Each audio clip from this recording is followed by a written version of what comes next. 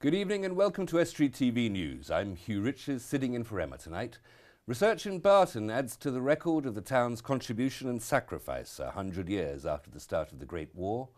And I'm joined in the studio by Sarah Bullimore to talk about Lincoln's inspired Festival of Literature and Performance. But first, here's James Dunn with the news headlines.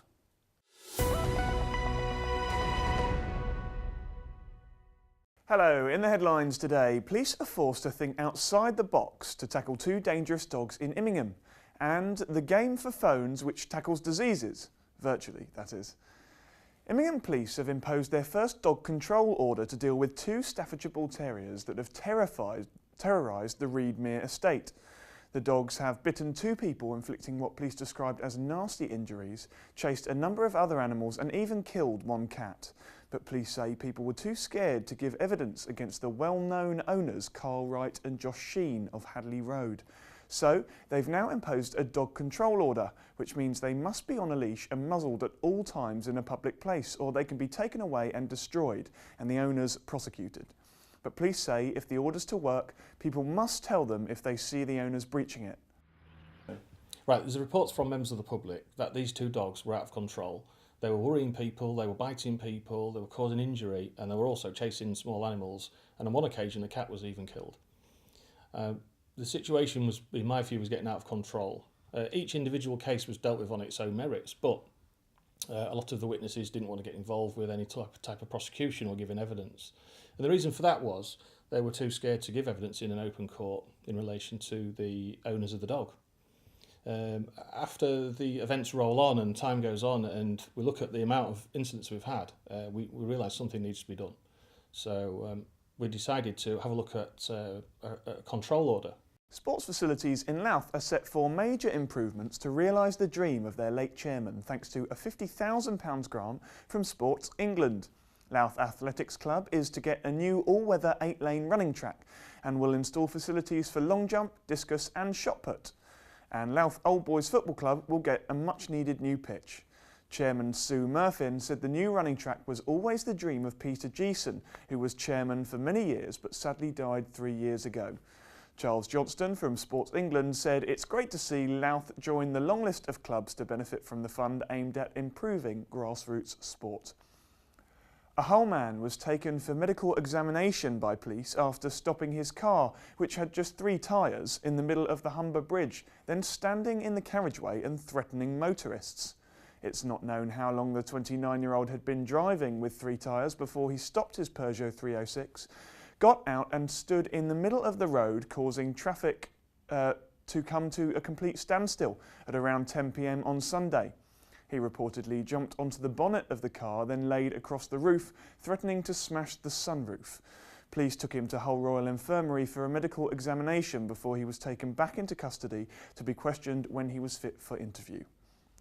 40% of people in North East Lincolnshire often attend A&E with minor ailments because they don't know how to access out-of-hours care. That's according to a recent GP survey, which has prompted the local clinical commissioning group to start an awareness campaign over the Easter period. Pharmacies and GP surgeries may have limited opening hours this weekend, but the single point of access is open 24 hours a day, 360 days a year, and offers advice from experts in a range of fields from health to social work. Ros Davey from the Clinical Commissioning Group said going to A&E can even delay you getting the right kind of support and should only be used by people with health emergencies.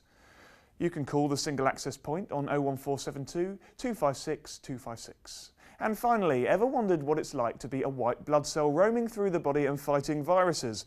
Well, nor have I, but plenty of people are finding out thanks to a new game made by Grimsby Institute students. The game, Between Heartbeats, has recently been released on all Windows phones and can be downloaded from Windows Phone Store, and it's got a 5-star rating. Well, you play as different blood cells. You can play as the red blood cell and the white blood cell. The idea is you just got to avoid different viruses that are inside your bloodstream. There's a time limit at the bottom as well, so you've got to just make sure that you just make it to the end of the level before the time ends, or between the next heartbeat basically, which is where the name comes from as well. We never really envisioned that it was going to take off as well as it did, because we always kind of thought that with us starting off on our own, there were a lot of people that have done what we've tried to do, and there was a lot of people that haven't got something out there, and there's a lot of people that have, but we never kind of envisioned that we'd be one of the people that did this early on. I mean, the team's only been together for about a year now, so you know it feels fantastic to think that in a year we've already come so far and we've got something out there that people can download and play, and so far are having fun. Well, that's all from me for today's bulletin, and I'll see you next time. Goodbye.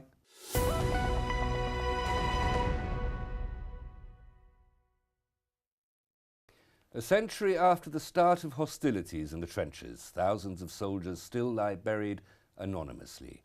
Now, in North Lincolnshire, the archives have allowed the dead to be identified and their names recorded. Emma Lingard reports from Barton. 25 years of research by the Barton Living Memorial Trust has seen the missing names of men killed in the First World War restored to the town's cenotaph. As part of it, a tribute has been put together. Colonel Wilson, who led the regiment from Barton, the 1st 5th Links, was a very prominent Barton citizen. He was a JP, he was a local solicitor, you name it, he was involved with it. And he was also a big shout in the council. So he campaigned to get the cenotaph built ASAP. But there was names got missed off through basically his skill of getting the money together by private and public donation. And I've got a letter at home dated 1933 where one mother was still looking for where her son was buried 15 years after the end of the war. So consequently, names got missed off. Photographs have been loaned to the display by many families, but some photos remain unknown. One of the biggest problems we found, there was no biros or no fountain pens in 1914. Everything was written in pencil, and nobody put a name or a date. I had one photograph come this morning, and all it says on the back is, "Some soldiers from Barton." Brian Pepys's grandfather features in the tribute. He served with the 5th Lincolns and the Machine Gun Corps and was one of the few who returned home. The only thing that he ever talked about was his feet, and we found out afterwards that he had trench feet. When they was up in the water and the feet went, there was all something matter with them. We'd been in the water a long time, and he was always bad on his feet after that. The photos show men and their families from Barton and include background information on who they were. Information which is important to pass on to the next generation. Our age group, being able to pass what memories we have of people that we knew that served during the First World War. Very important. The Lincoln Inspired Arts Festival runs from the 6th to the 11th of May this spring. It is the city's answer to the Edinburgh Festival, featuring literature, music, performance and art. Here to discuss it, Sarah Bullimore, Inspired's creative director. Sarah, welcome and many thanks for coming along. Thanks very much for having me. What are the main events in this year's festival? We've got absolutely loads of events from 6th to 11th of May. We've got over 40 different events, as you mentioned, literature, performance and art taking place across loads of different venues as well, across the city centre and beyond. Some of my highlights to look forward to, although far too many always to mention, in particular is we've got young person's author Matt Haig coming along on Saturday the 10th of May. He's actually got one of the World Book Night authors coming across next week on April the 23rd. Right. So that'll be fantastic to have him along. He's actually born in Nottinghamshire, so just down the road as well. So local it's boy. Fantastic, yeah, and award-winning as well.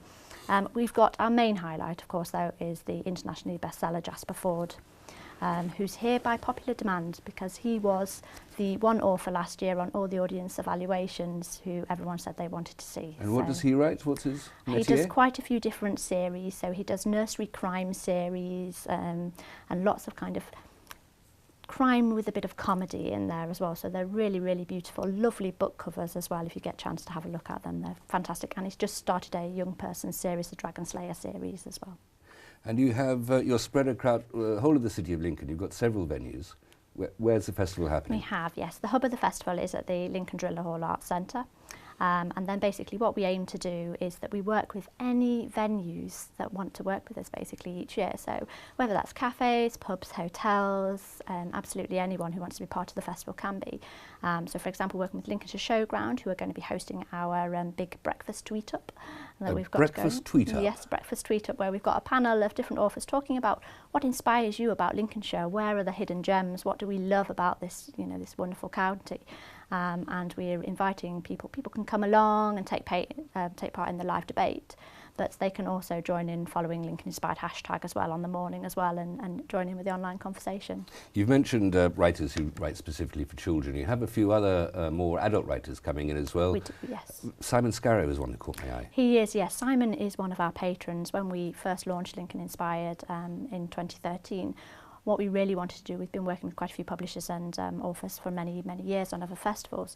We wanted the festival to have a list of different patrons of different genres as well.